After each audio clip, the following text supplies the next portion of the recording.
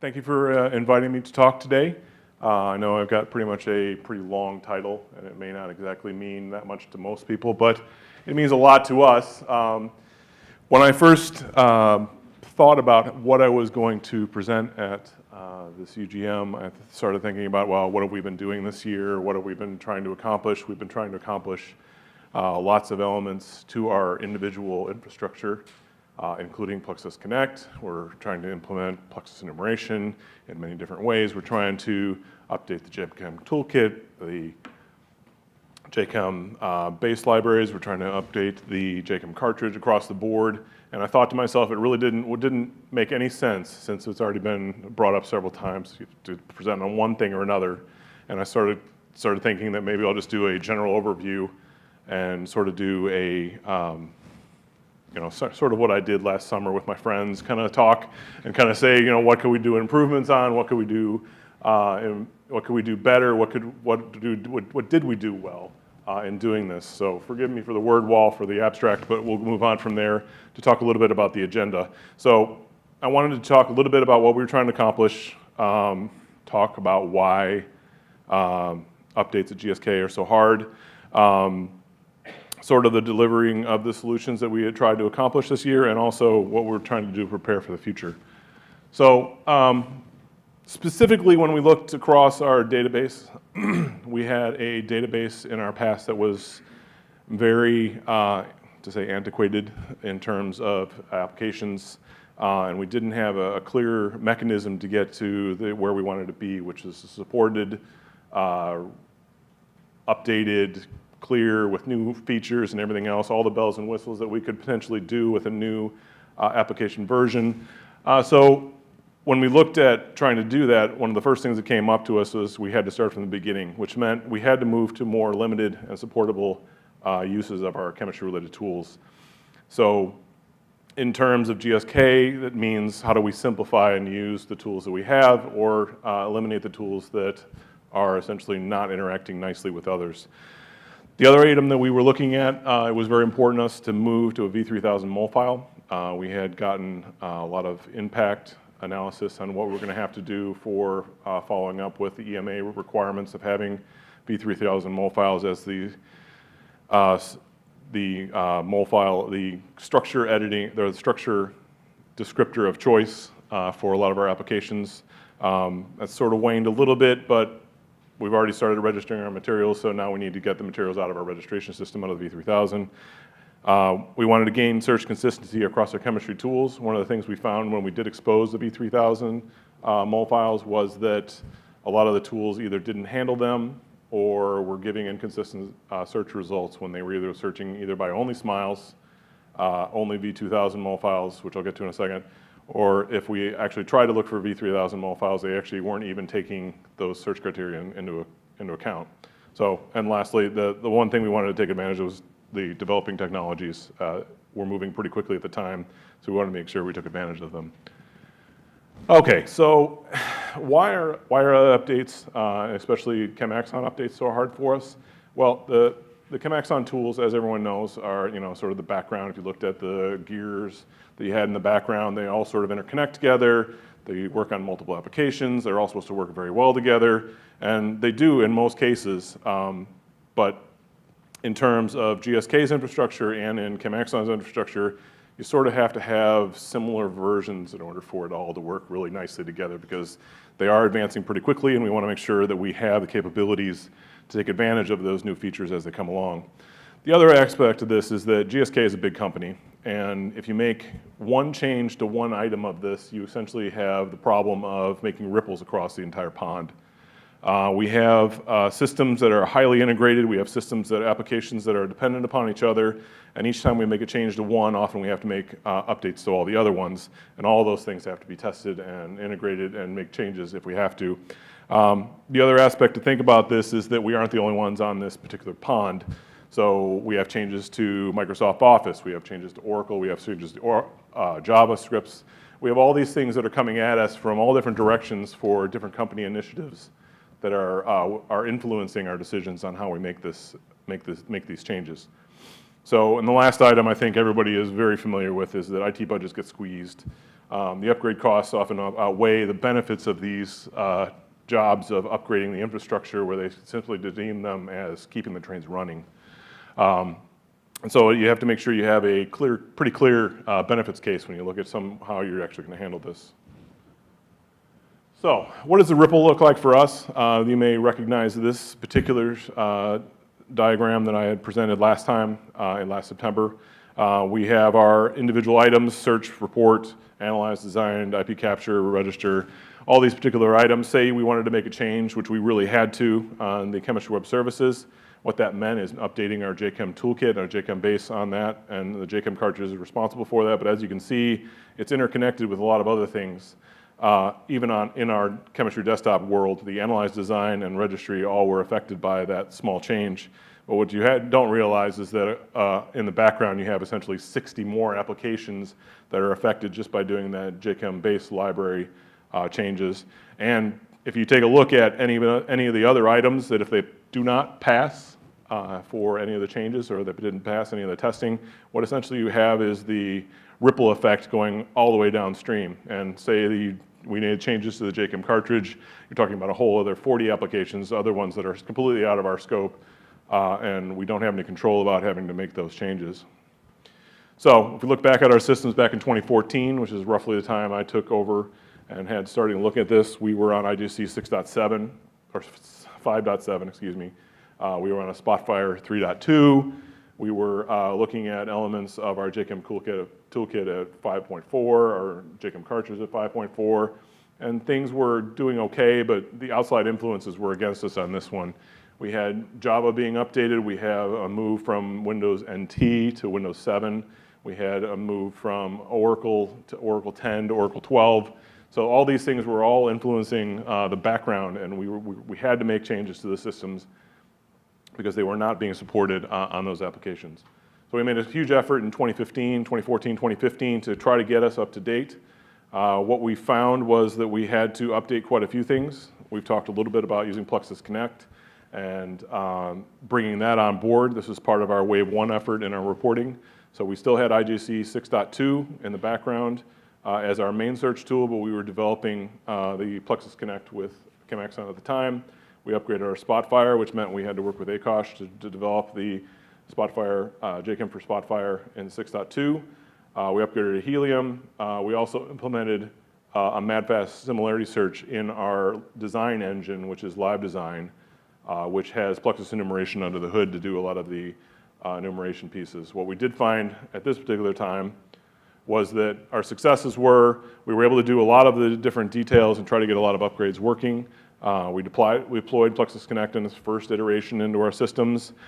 We deployed Plexus enumeration, but we still had challenges in this particular case that IGC 6.2, which was still our main search engine because we didn't have the ability to upgrade at that particular time, was incompatible with the JChem cartridge 15.8. And this was something that we struggled with from the get-go, was that we were under the understanding that it was going to be compatible, and because it was incompatible, we actually had to roll back into a bespoke cartridge and roll that out instead of the actual supported one.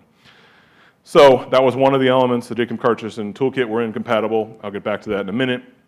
Our V3000 mol files were not handled in all of our systems, so we made changes and exposed a lot of the V3000 mol files in a lot of the search criteria that we had, but we actually found that the more we dug, the more we found that did not interface correctly with the JChem base libraries. So we actually had to go back and look at that to try to adapt that in our next year's goals. The last item, which I'll bring up, is that we still struggle with copying and pasting chemical structures between all our different infrastructures. We have, like I said, if we look at how we have this, we have ChemDraw, we have MarvinDraw, we have MarvinJS, we have JChem for Excel. All of which, all these different systems have different versions thereof. They're often on different environments, either a Citrix environment or a web-based environment. So what you have essentially is, copying and pasting even sometimes just doesn't come over correctly when you try to put it over a Citrix interface. We have web restrictions on trying to copy and paste multiple line formats into a web-based program. There's lots of considerations that we have to look at and how we best handle that, especially when we're moving to the V3000 mol files. Okay, so again, let me go back a little bit and describe again what we were trying to accomplish. So we were trying to move to a more supporter architecture. And what that meant to us was we need to have more regular deliveries and a better chance at keeping things updated and regulated. So we thought, well, one of the best ways we can do this, we can deliver things via web-based tools. So that was one of the major initiatives, was to try to move to these web-based tools that would allow us to upgrade more often, allow them to be more supportable, and allow us to essentially get where we want to go much faster. We made some inroads to that, but we still had a lot of challenges to get there. So the other part of it, like I said, we wanted to move to the V3000.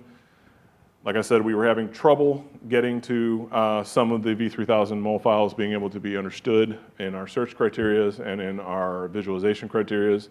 Our search tools that we were using weren't defining a lot of the V3000 terms, so they were being passed off as either smiles or some other terms that were not understood within our V3000 registry system. So often the registry returns and the searches we would get back would be incomplete or inconsistent with any of the other tools that we would have.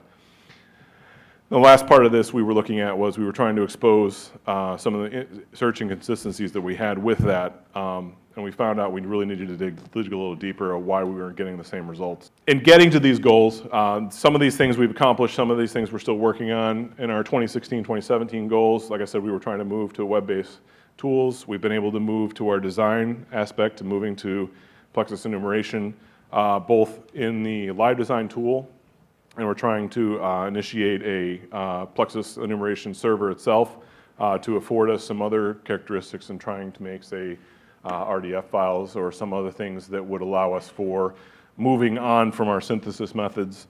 The live design obviously has the Plexus enumeration involved within it. We're doing an ongoing expansion on that right now. We also are working on, as Max had described, we're working on our Plexus Connects interface to allow us to provide a lot of the IGC web forms into the web-based application. As we've described in previous discussions at this UGM, we've had a major issue with essentially delivering performance for US-based employees for the IGC forms that are found in the US. So we hit it pretty hard because we have most of our assay space in the UK. So jumping over the pond seems to be a pretty slow process, so we had to use a Citrix environment. Often it would take almost 5 minutes to get that access loaded. And moving to Plexus Connect, we've got it below 30 seconds now to get open forms, searches. You're doing a lot of the applications and making our US colleagues very happy right now. So what efforts have we done to enhance the V3000? As I said before, the JChem toolkit is one of the key components of our chemistry web services.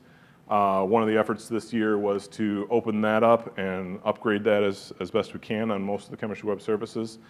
We've at least gotten our chemistry lookup and substructure search all updated. We're also working on some of our other infrastructure now within those chemistry web services, but they've actually been able to expose those V3000 inputs, which has helped out our helium application, which uses those chemistry web services, as well as all the other search enabled applications that I talked about, the roughly 60 that we had talked about before. Those had all been tested and are using the V3000 inputs or equivalents right now. And I mentioned equivalents because V3000 is defined in single line format as a ChemAxon format. CX Smiles is one of the things, and CX Smarts is one of the other things we use to define that V3000 mol file when a single line format is necessary.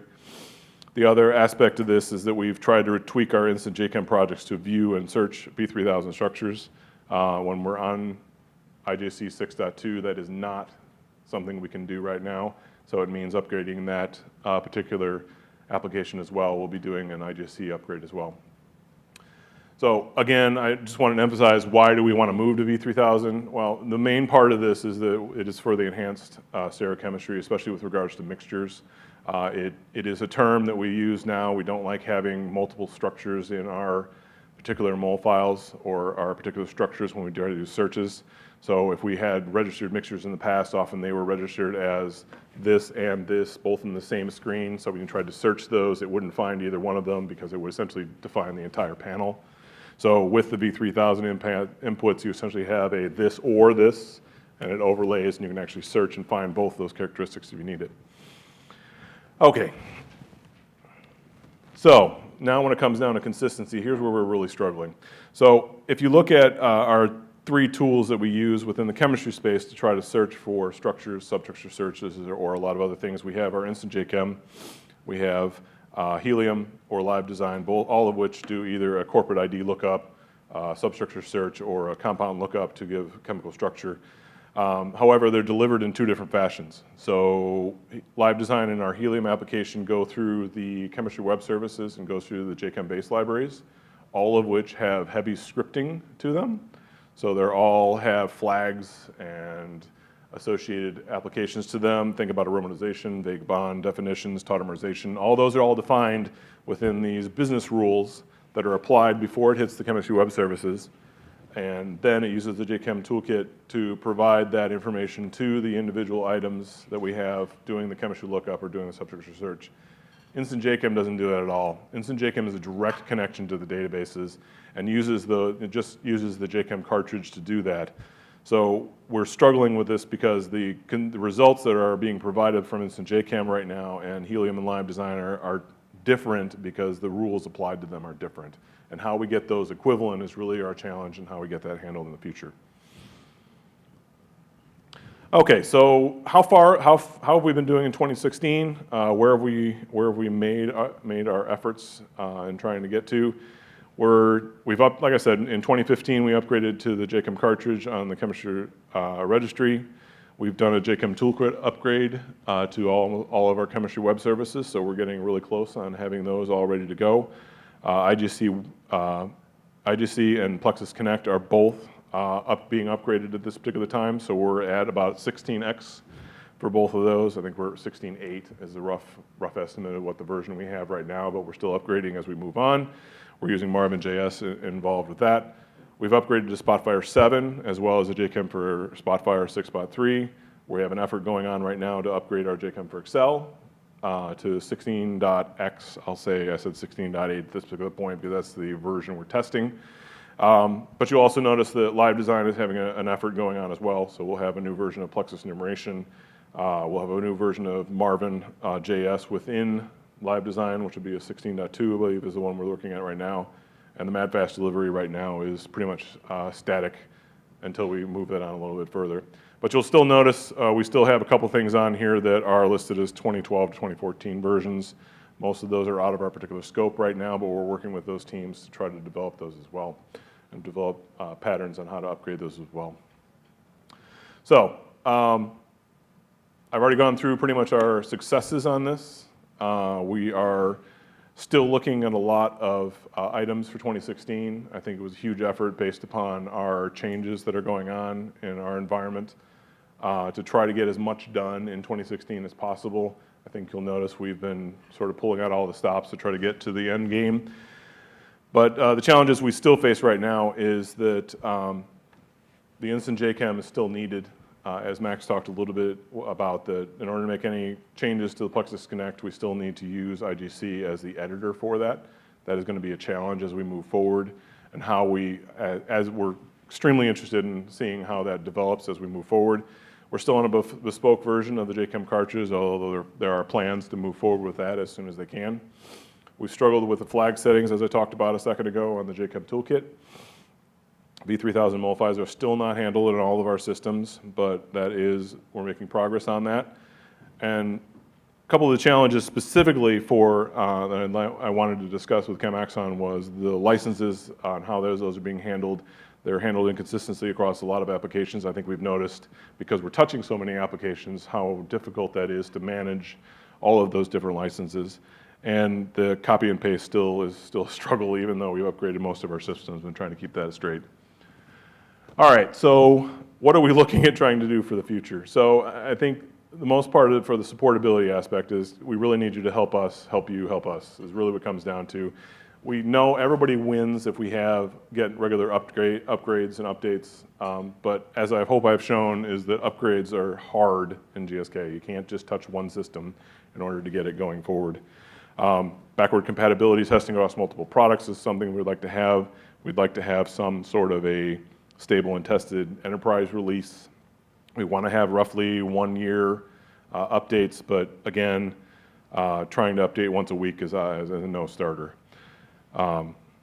Anyway, so we need to establish a diverse testing framework, and we also need to simplify license management. Talked a little bit about this in the different meetings that we've had. So we sort of want to expose Helm. We want to work with the structure editor for that. We want to work on substructure searching and searching on unstructured databases.